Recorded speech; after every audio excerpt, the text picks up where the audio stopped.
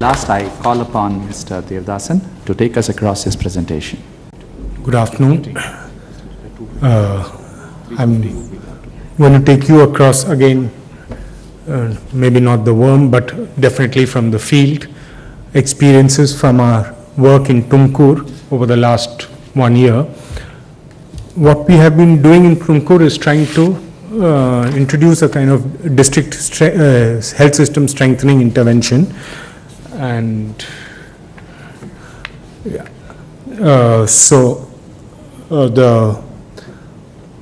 I won't go into details about the background, etc., in the interest of time, but basically we have this framework we use is about, first you analyze the system, not analyze a program, but analyze the system, the entire health system, and we use various tools, strategies. One is PHC visits.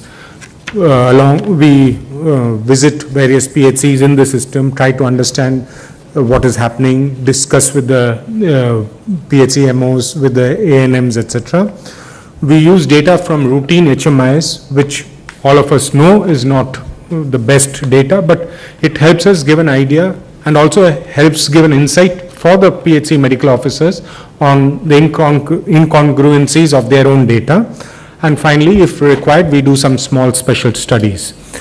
Using this, we identify the gaps, and then we use various tools like problem tree analysis, the vertical analysis, etc., to understand what are the reasons for this gap, and then we start constructing a solution tree and then intervention with the government, and then that is the entire cycle. At present, we are at the stage of identifying the gaps and just going on to finding out what are the reasons for some of these gaps. So I'm just going to give you the preliminary results of this. Now, if you look at analysis of the system, if you look at the WHO building blocks of health systems, four blocks are on inputs into the system. For example, the infrastructure. Tumkur has one primary health center for 16,000 population. Very good. But what it also means is that you have PHCs which are very, very small, because this is an average, and PHCs which are with normal population, 30,000. So the small PHCs have adequate infrastructure. It also means the government puts in money for a lot of medicines and staff, etc. But we will come later to show how it is not being utilized effectively. On the other hand, we have a FRU, that is a CHC, or in Karnataka we have Taluk hospitals for 170,000 population. According to IPHS standards, we say one FRU per 100,000 population. So obviously here it's not doing well. One bed per 1,642 population. Again, norms say one bed for about 500 or two beds for about 1,000 population. Again, we are not doing well here. There are about 96 private clinics and about 106 hospitals, private hospitals. Okay.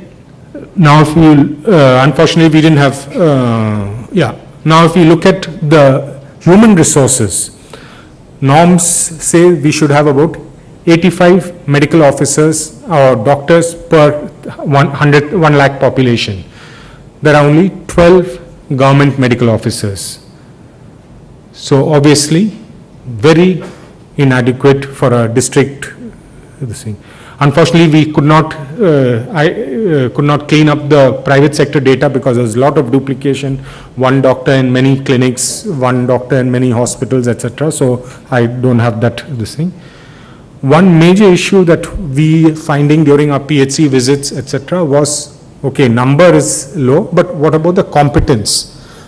For example, we were looking at the partograms being maintained by the staff nurses. That was one of the, I'm just giving an example. And everywhere we found the staff nurses were not using the partogram effectively. You could make out that most of them were entering it post-delivery because it had to be entered, so it was being entered post-delivery. And then when you discuss with them, they say, oh, we don't we don't have the time, women come, there's a lot of pressure on us, so we have to deliver, or should we fill up this form? Fair enough. But also we also felt there was an underlying question of whether they had the knowledge, the skills to fill up the partogram. So, and that is such an effective tool for preventing maternal deaths by early recognition of high risk factors. So that was one issue that we needed. Drugs we have not yet looked at. We looked at HMIS, which is another element of the health systems, and we found, as Dr. Mohan Raju mentioned, currently we are following a facility-based reporting, which is very good if we are able to report, all our facilities report. But as you know, most of our patients go to the private sector for outpatient, many of our patients go to the private sector for inpatient care, which means ANC visits, which means immunization, which means deliveries, all are underreported because many of the private sector does not report. And so a manager, a Taluk health officer is not able to make sense of the data because he has only incomplete data. He has a denominator, the population-based denominator, but the numerator is incomplete. And what we also found was a lot of the reviews at the Taluk level and at the district level were being done based on numbers, not on indicators. So which meant it was, we immunized so many children, but out of how many? Or so many institutional deliveries, out of how many? That sort of indicator level analysis was missing. Now, if we look at the health services element block of the health systems, outpatient contact was very low at about 0.3 contacts per person per year. Ideally, in an ideal situation without any barriers, we would expect about 1 contact per person per year. So obviously, again, clear indication, people are going to the private sector. But another interesting finding that we found was the medical officers were systematically underreporting the outpatient. And when we asked why, it was linked to the malaria targets. Because according to the malaria program, 15% of all adult patients seen in the OP should have blood smears taken. And many of the PHCs do not have laboratory technicians or the laboratory smears. They don't take that many smears, and they say we don't see so many malaria patients. We don't see so many fever patients. Most of our patients today are diabetics and hypertensives, but the malaria target is still there. So we underreport outpatient to compensate for the malaria target.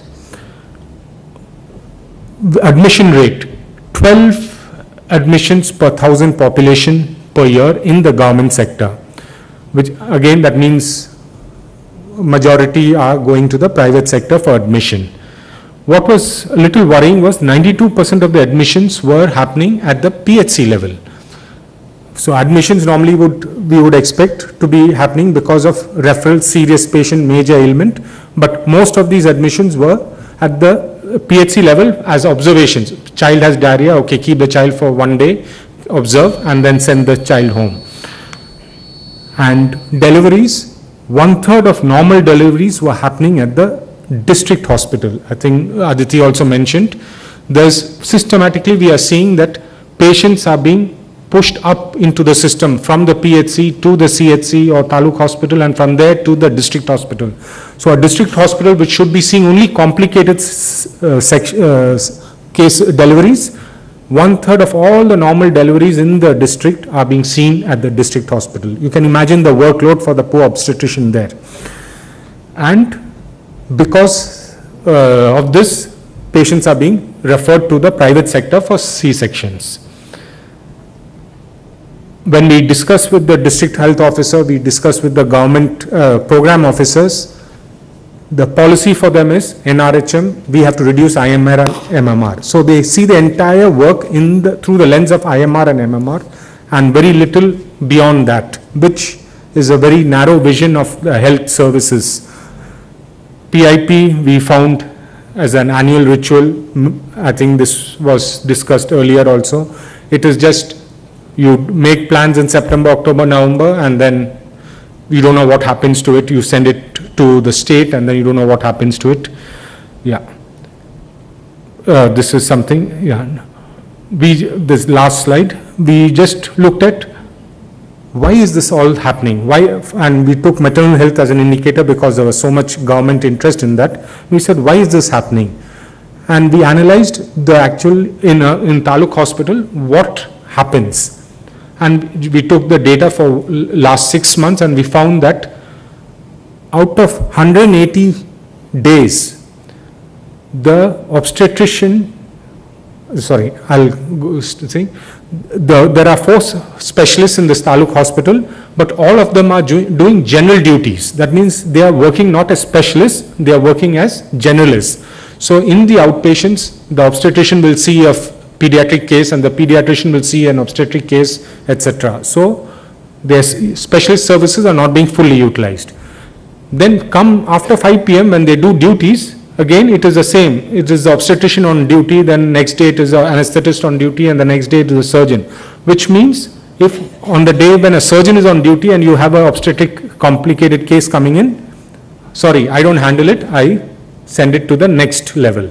So we actually found that obstetrician was on duty only on 14 nights out of in 6-month period, which means only on 14 nights could cesarean sections happen. So though we say that our FRUs are functional, are they really effectively functional is something that we need to look at. Yeah, and we are, like I said, this is just a process, and we would hope that we'll have more data and information and solutions, not just problems, but also solutions in the coming years. Thank you very much. Thank you, Mr. Devadasan.